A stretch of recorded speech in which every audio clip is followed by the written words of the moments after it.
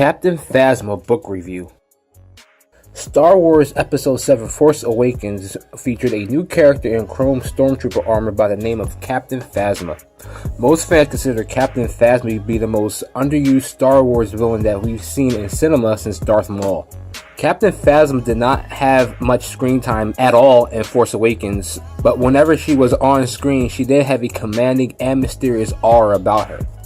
Even though Phasma didn't have that much significance within the Force Awakens movie, it appeared as if Phasma had a significant role to the Star Wars as a whole. Especially since even the most hardcore Star Wars fans don't know that much about the third trilogy, or even how the First Order came to power. As an avid Star Wars fan, my perception about Star Wars is that it's primarily about lightsaber duels, the use of the Force, and intense space battles.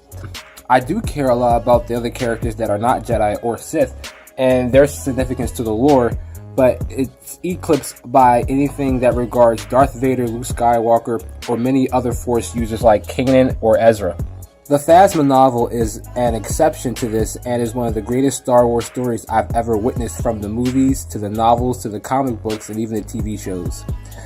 It's a brilliant origin story of Phasma and her rise to the ranks in the First Order. The mystery behind Phasma is as interesting as her one-of-a-kind chrome stormtrooper armor. In this novel, we get to know the ambitions, struggles, personality, and tendencies of Phasma. There are also two other main characters in the Phasma novel, actually four, but you actually have to read the book to understand.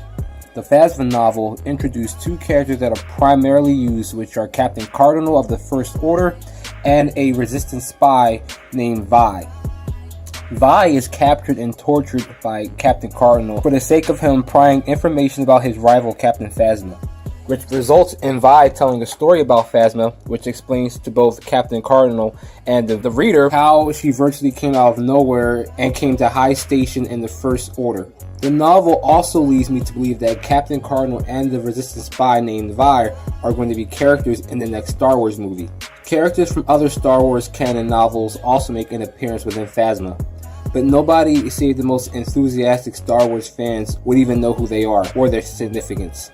Phasma has excellent pacing, drama, suspense, and action. I'll definitely have to give Phasma an A rating.